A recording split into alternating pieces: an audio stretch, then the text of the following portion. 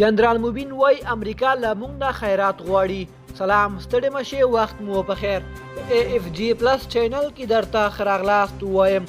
AFG پلس چینل تل ستاسو په چوپړ کې، نو همدا اوس درسره چینل سبسکرایب کړئ.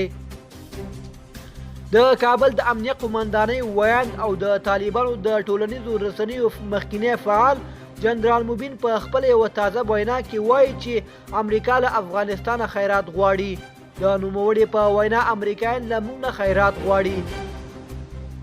هغه په خپلو خبرو کې زیاتوي چې د امریکایانو بچیانو ته چې دلته پاتې دي له امریکایانو مرستې غواړي.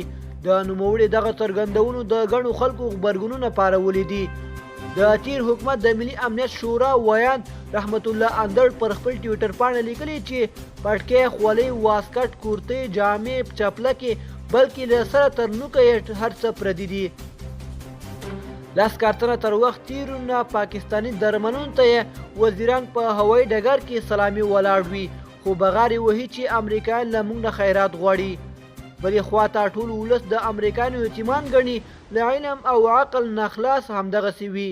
عام افغانان هم د نوموړي خبرو مغرورانه ګڼي او وایي د امارت اسلامي چارواکي دي د ولسونو د نفرتونو پارولو پر ځای دوی ته مینه ورکړي.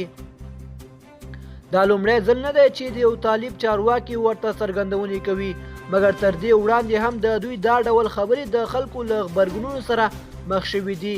دوستانو، زموږ د نن ورځې خبر تر همدې ځایه و. تر بیا ښه وخت.